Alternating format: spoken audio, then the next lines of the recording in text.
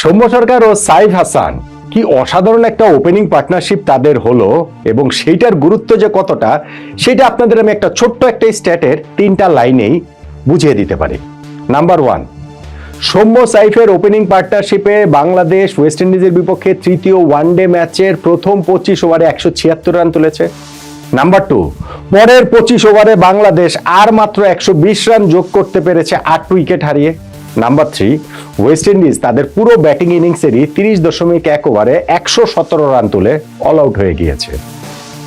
এখন এই যে 3টা লাইন আমি বললাম, সেই 3টা লাইন মেলালে আপনারা বুঝতে পারবেন যে সৌম্য ও সাইফের ওপেনিং পার্টনারশিপটা কত গুরুত্বপূর্ণ ছিল। অবভিয়াসলি এইটাই বাংলাদেশের এই ম্যাচে 179 রানের বিশাল জয়, এই বাংলাদেশের সিরিজ জয়, 4টা ওয়ানডে সিরিজ টানা হারের পর আমাদের সিরিজ জয়, 2027 বিশ্বকাপে খেলার সম্ভাবনার তা আবারও একটুখানি উজ্জ্বল করা যে সিরিজ জয়, তার টার্নিং পয়েন্ট, ওইটা আমি আগের ভিডিওতে বলেছি। আমি এই বাংলাদেশ ওয়েস্ট ইন্ডিজ সিরিজ শুরু হওয়ার আগে সৌম্য সরকারকে নিয়ে একটা ভিডিও করেছিলাম, যে ভিডিওটার শিরোনাম দিয়েছিলাম যে আরো একবার জাতীয় দলে ফিরেছেন সৌম্য, আরো একবার কি আমরা আশা করব কিনা, নাকি আরো একবার হতাশ হতে হবে। সৌম্য সরকারকে নিয়ে এইটা আসলে খুবই প্রযুক্ত লাইন, এবং এই শিরোনামের ভিডিও আমার ধারণা নট আউট প্রমাণ খুঁজলে আমি আরো পাবো। আলোচনা তো অবশ্যই করেছি অসংখ্যবার যে সৌম্য জাতীয় দলে খেলেন, বাদ পড়েন, আবার আসেন, আবার তাকে নিয়ে আশা করি, হয় তিনি ওই আশার সলতেটা একটু উস্কে দেন, আবার হতাশ করেন, আবার বাদ পড়েন, আবার আসেন, আবার আশা করি, মানে এই একটা চক্রের মধ্যেই আমরা আসলে পড়ে গিয়েছি। সিরিজটা যখন শেষ হলো, স্পেশালি সিরিজের এই লাস্ট ম্যাচটাতে ওপেনিং পার্টনারশিপের এইরকম দুর্দান্ত পারফরমেন্সের পর ওইটাকে একটু অন্যভাবে আসলে আমরা আলোচনা করতে পারি। বাংলাদেশের ওয়ানডে ফরম্যাটে ওপেনিং জুটি নিয়ে আমরা কি আরো একবার আশা করব, নাকি ভবিষ্যতে আমাদের আবারও হতাশ হতে হবে? সৌম্য ও সাইফের আজকে যে ওপেনিং পার্টনারশিপ, সেইটা বাংলাদেশের ওয়ানডে ক্রিকেটের ওপেনিংয়ে নতুন দিশা দিচ্ছে কিনা সেটা নিয়ে একটু আলোচনা করতে চাই। প্রথমত, এই দুইজনের ব্যাটিং এর আজকে আসলে হিউজ ক্রেডিট তাদেরকে দিতে হবে। দুর্দান্ত ব্যাটিং তারা করেছেন এবং এই জন্য প্রশংসাটা তাদের করতেই হবে। অবভিয়াসলি আজকে যেই উইকেটটাতে খেলা হয়েছিল, এটা কিন্তু প্রথম ওয়ানডের উইকেটেই খেলা হয়েছে, এবং আপনি যদি ওইভাবে চিন্তা করে দেখেন যে আমি যে শুরুতে 3টা লাইন বলেছিলাম, আবারও যদি ধরেন ওরকম 3টা লাইন বলি যে বাংলাদেশ প্রথম ম্যাচে পুরো ইনিংস খেলেই আমরা 49.4 ওভারে অল আউট হওয়ার সময় 207 রান করেছি, পরের ম্যাচটাতে আমরা 50 ওভার খেলে 213 রান করেছি, এবং আজকে আমাদের ওপেনিং পার্টনারশিপে 25 ওভারেই 176 রান উঠে গিয়েছে। সো ডিফারেন্সটা কি আসলে বুঝতে পারছেন? হ্যাঁ, উইকেটটা প্রথম ওয়ানডের উইকেটেই খেলা হয়েছে, সেই ব্ল্যাক সয়েলেই খেলা হয়েছে, এবং উইকেটটা যে রাতারাতি খুব ভালো হয়ে গেছে, অসাধারণ ব্যাটিং সহায়ক হয়েছে তা কিন্তু না।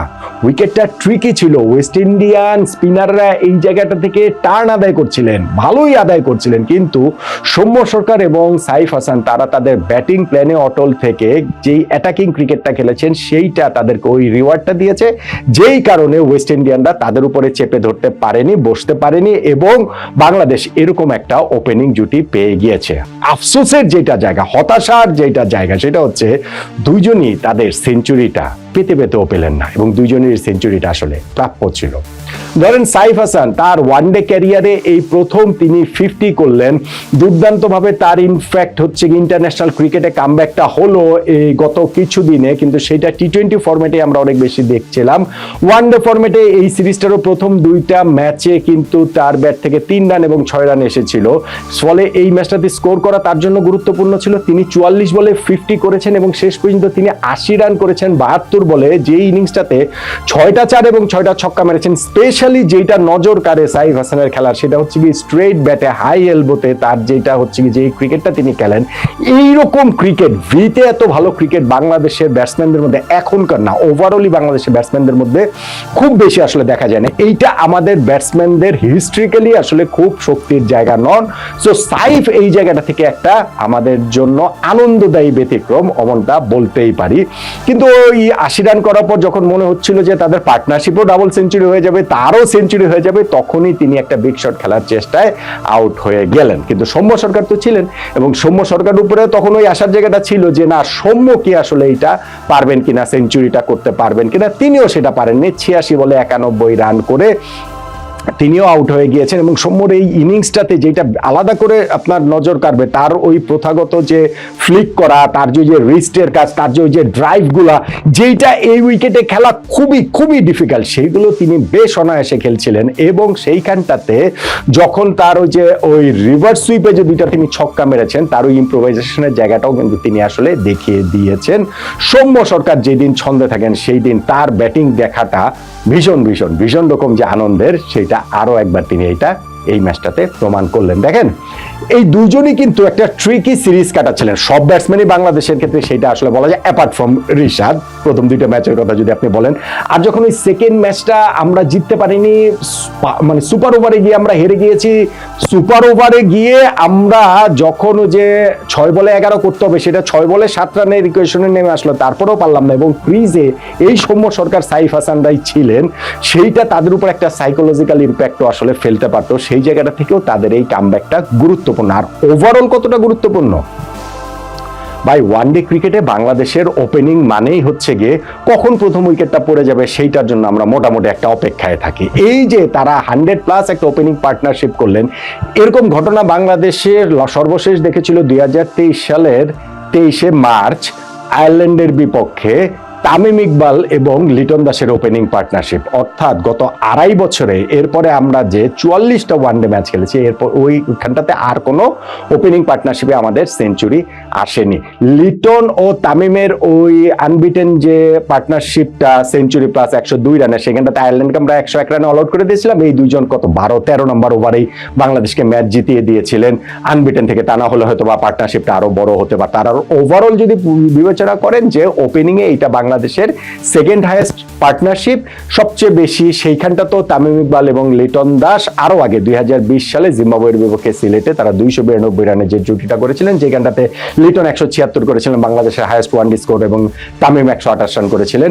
সো এইটার পরে এইটাই হচ্ছে গিয়ে আমাদের দ্বিতীয় সর্বোচ্চ ওপেনিং পার্টনারশিপ। ওই দিন 2 ওপেনারই সেঞ্চুরি করেছিলেন, পার্টনারশিপে ডাবল সেঞ্চুরি হয়ে প্রায় ট্রিপল সেঞ্চুরির কাছাকাছি চলে গিয়েছিল। আজকে আমাদের ডাবল সেঞ্চুরিটা ওপেনিং এ হলো না, কিন্তু 2 ওপেনারের কেউ তারাও আসলে সেঞ্চুরিটা পেলেন না। এখন আপনি দেখেন যে গত 2.5 বছরে বাংলাদেশ যে 44টা ওয়ানডে ম্যাচ খেলেছে, তার মধ্যে 45টা ইনিংস কেন? কেননা হচ্ছে গিয়ে নিউজিল্যান্ডের সঙ্গে ওই 2023 সালেরই একটা ম্যাচে অ্যাওয়েতে আমরা থার্ড ম্যাচটাতে মনে হয়, সেইখানটাতে আমাদের যে ওপেনিং জুটি ছিল বিজয় এবং সৌম্য চোখের সমস্যার কারণে রিটায়ার্ড হার্ট হয়ে বেরিয়ে আসতে হয়েছে, ফলে বিজয়ের সঙ্গে শান্ত নেমেছিলেন, ওপেনিং পার্টনারশিপটা তারাও কন্টিনিউ করছিলেন, সেটাও আর কি রেকর্ড বই ওপেনিং পার্টনারশিপ হিসেবে থাকবে। সেই জন্য 45টা ওপেনিং জুটি। সো 44টা ওয়ানডে ম্যাচের 45টা ওপেনিং জুটিতে আমাদের সেঞ্চুরি যে নেই ব্যাপারটা শুধু তা না, এর মধ্যে 50 আছে মাত্র 7 বার। 45টা ওয়ানডে ওপেনিং পার্টনারশিপের মধ্যে 7টা মাত্র 50। সর্বশেষ 13টা ওয়ানডে ওপেনিং পার্টনারশিপে আমাদের কোনো 50 নেই। সো এই জায়গাটা আমরা কিরকম স্ট্রাগল করছি বুঝতে পারছেন? এবং এই সময়টার মধ্যে আমরা কয়টা জুটি খেলিয়েছি সেটা শুনলে মোটামুটি আমার ধারণা এটা আসলে ওয়ার্ল্ড রেকর্ড হয়ে গিয়েছে। আমরা এই 44 ম্যাচের ওয়ানডেতে টোটাল 17টা ভিন্ন ভিন্ন ওপেনিং জুটি খেলিয়েছি। 17টা ভিন্ন ওপেনিং জুটি। আমার মনে হয় না ভাই পৃথিবীর কোন দেশ এরকম 44 ম্যাচের একটা স্প্যানের মধ্যে 17টা ভিন্ন ভিন্ন ওপেনিং জুটি খেলায়। সো বুঝতেই পারছেন যে আমরা কিরকম স্ট্রাগল করছি, ওপেনারদের আমরা সেটেলই করতে পারছি না। এবং এই সময়ের মধ্যে 12 জন ওপেনার বাংলাদেশের এইখানটাতে ওয়ানডেতে ওপেন করেছেন, সেটা তামিম ইকবাল, লিটন দাস, সৌম্য সরকার, সাইফ হাসান, তানজিদ হাসান তামিম, পারভেজ হোসেন, ইমন, নাইম শেখ, এনামুল হক বিজয়, মেহেদী হাসান মিরাজ, নাজমুল হোসেন শান্ত, রনি তালুকদার, জাকির হাসান, এই 12 জনকে দিয়ে আমরা 17টা ভিন্ন ভিন্ন ওপেনিং কম্বিনেশনে গত 2.5 বছরের 44টা ম্যাচের 45টা ইনিংস আমরা খেলিয়েছি। কিন্তু সেখানটাতে আমরা কোনো সেঞ্চুরি পার্টনারশিপ বের করতেই তো পারিনি। মাত্র 7টা 50+ পার্টনারশিপ ছিল, তার মধ্যেও গত 13টা ম্যাচে আবার সেটা ছিল না। তার ফলে সাইফ এবং সৌম্যের এই ওপেনিং জুটিটা আমাদের জন্য কিরকম রিফ্রেশিং, স্ট্যাটগুলোই আসলে সেটা বলছে। আর আমার কাছে আরো বেশি রিফ্রেশিং লেগেছে যে কারণে, সেটা হচ্ছে গিয়ে ধরেন যদি এটা হতো যে একেবারে পাটা উইকেটে খেলে তারাই রান করছেন, তাতেও হয়তো বা কিছুটা আমাদের মনে হতে পারতো যে না ঠিক আছে এই উইকেটে তো রান করে না, রান করে না সবসময় ক্রেডিটের, এইটা নিয়ে কোনো ডাউট নেই, কিন্তু তারপরে ওই জায়গাটা থাকতো। তবে তারা যখন এরকম ট্রিকি উইকেটে খেলে নিজেদেরকে এরকম একটা অবস্থায়, সিরিজটা ভালো কাটছে না সেরকম একটা অবস্থা থেকে যখন তারা এইভাবে এরকম একটা পার্টনারশিপটা করবেন, সেইটা তাদেরকে আসলে নিঃসন্দেহে কনফিডেন্সটা দিবেই। সাইফের কথা আমি যেটা বললাম, গত 2টা ওয়ানডেতে তিনি 3 রান 6 রান করে আউট হয়েছেন, তার জন্য এই 80 রানের ইনিংস, প্রথম ওয়ানডে 50-র গুরুত্ব অপরিসীম।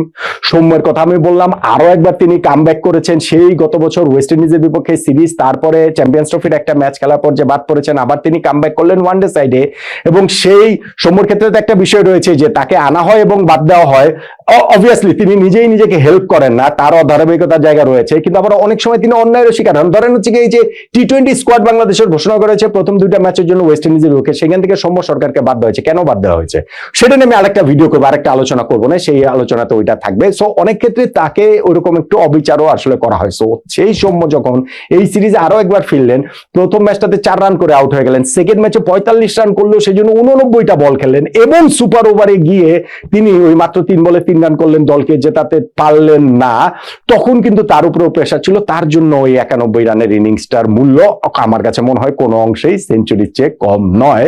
আপনি যদি উইকেট বিবেচনা রাখেন তাহলে সাইফ হাসানের 80 এবং সৌম্য সরকারের 91 রানের এই 2টা ইনিংসকে আপনি সেঞ্চুরি ধরতে পারেন। অবভিয়াসলি রেকর্ড বই সেটা লেখা থাকবে না, কিন্তু ওইভাবে যদি বিবেচনা করেন তাহলে এই ইনিংস 2টার গুরুত্ব আসলে অপরিসীম।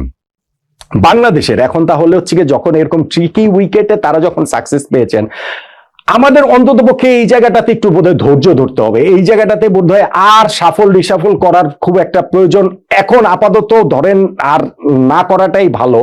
যারা এরকম সাকসেস এনে দিতে পারবেন, এইরকম উইকেটে সাকসেস এনে দিতে পারবেন, তাদের উপরে, সেই সৌম্য সরকার এবং সাইফ হাসানের উপরে আমরা আরেকটু আস্থা রাখলে আমার মনে হয় সেই ক্ষেত্রে হয়তোবা এমনিতেই আমরা অস্থির হয়ে যাই, কিন্তু তারপরেও এরকম উইকেটে তাদের এই সাকসেসের পর এই ওপেনিং পার্টনারশিপটা নিয়ে আমাদের সিরিজ শুরুর আগে সৌম্যকে নিয়ে যেমন বলেছিলাম, ঠিক তেমনি এখন সৌম্য এবং সাইফের এই ওপেনিং জুটি নিয়েও ওইরকম বলতে ইচ্ছে করছে যে ওপেনিং নিয়ে আমরা কি আরো একবার আশায় বুক বাঁধবো না?